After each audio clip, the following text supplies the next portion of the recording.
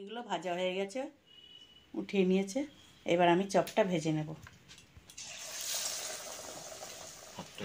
যদি ভালো লেগে থাকে তাহলে অবশ্যই লাইক করতে ভুলবে না। সবাই ভালো থাকবা, সুস্থ থাকবা। পরের ভিডিওটা দেখো।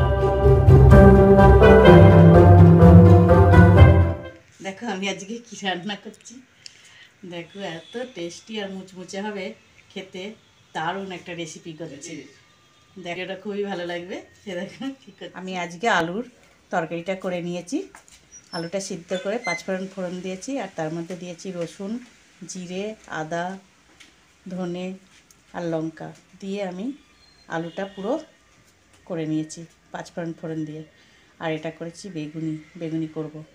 দেখো একটা টেস্টি খাবার, এটার সঙ্গে চা মুড়ি একদম জমে যাবে, খুব সুন্দর লাগবে।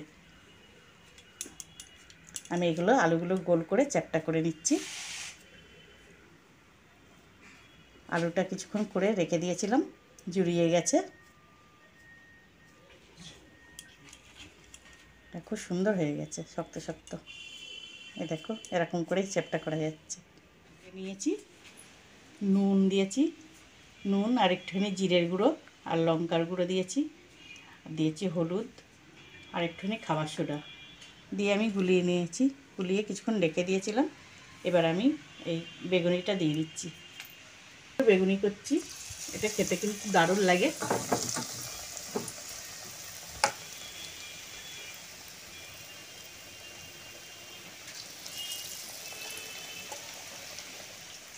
বন্ধুরা দেখো কত সুন্দর হয়েছে, বেগুনিগুলো ফুলছে।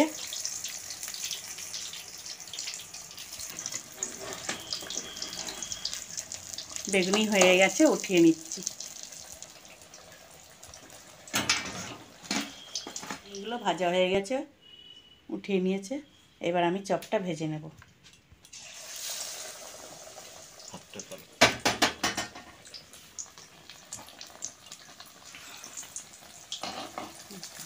জোরটা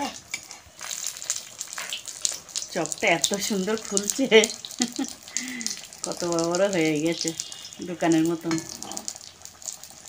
চপটা ভাজা হয়ে গেছে, উঠিয়ে নিচ্ছি। চপ বেগুনি মুড়ি চা দিয়ে একদম দারুণ লাগবে, দারুণ। দেখো বন্ধুরা আমার সব ভাজা হয়ে গেছে, দারুণ একটা রেসিপি। বন্ধুরা আমি ঝটপট কেমন বানিয়ে নিলাম, এক থালা একদম, মানে চপ বেগুনি আর এগুলো লঙ্কা ভরা আছে, লঙ্কা দিয়ে বেসন দিয়ে পকোড়া, দারুণ একটা রেসিপি।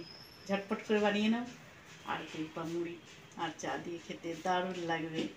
এই রেসিপিটা কেমন লাগলো তোমরা অবশ্যই কমেন্ট করে জানাবে। বাই। যদি ভালো লেগে থাকে তাহলে অবশ্যই লাইক করতে ভুলবে না। সবাই ভালো থাকবা, সুস্থ থাকবা। পরের ভিডিওটা দেখবা।